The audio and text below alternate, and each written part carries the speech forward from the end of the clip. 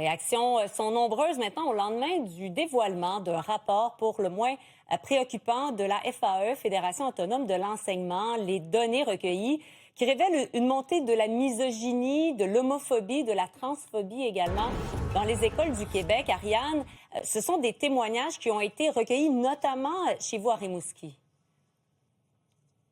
Oui, exact, Marianne. Important de mentionner qu'en 2024, c'est plusieurs membres de la FAE qui se sont dit inquiets là, des propos hostiles de la part des jeunes des écoles primaires, des écoles secondaires par rapport aux minorités sexuelles, minorités de genre, également des propos haineux, misogynes envers les femmes. Et ce fameux rapport de la FAE est préoccupant parce que, on mentionne que ces commentaires-là sont dits de la part des jeunes de façon beaucoup plus décomplexée qu'avant.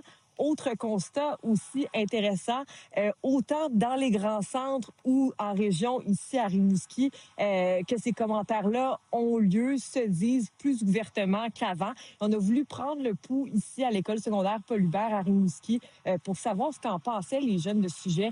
Et malheureusement, on constate que ce qui est dit dans le rapport se traduit bel et bien dans la réalité. On écoute. Oui, surtout les joueurs de hockey, oui. Mettons, un gars, admettons, il croise une fille, puis la fille veut rien savoir, ben là, ça va être une pute, t'es une ci, t'es une ça. Moi, je suis pas non plus pour vraiment les homosexuels puis tout, là, mais c'est ça. Pourquoi? Ben, les homosexuels, ça me dérange pas tant, mais les trans tout, je trouve que ça donne pas grand-chose. Tes camarades de classe qui viennent me dire qu'ils n'étaient pas très à l'aise avec les personnes trans. Écoute, si lui, il serait trans, gay, lesbienne, il voudrait se faire accepter. Puis s'il accepte pas les autres, ben...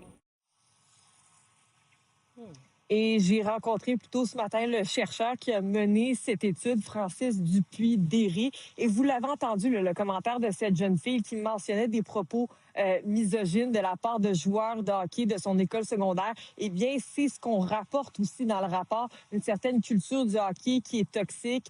Souvent, des jeunes garçons qui portent des propos homophobes, misogynes à l'intérieur de certains groupes sportifs. On peut écouter le chercheur qui a mené l'étude de la FA.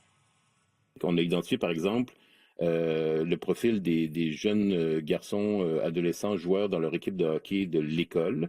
Grosse problématique, ça aussi, ça a déjà été documenté, un environnement, une culture très machiste, viril, homophobe, des fois malheureusement encouragé même par l'entraîneur. Donc, c'est pas tous les garçons qui jouent au hockey, mais il y a cet effet de groupe qui a été documenté. Bon, malgré tout, il y a de la lumière au bout du tunnel. On rapporte dans ce rapport que les filles sont plus féministes qu'avant et que pour la grande majorité des élèves à travers le Québec, bien, on est de plus en plus à l'aise avec la diversité de genre et diversité sexuelle.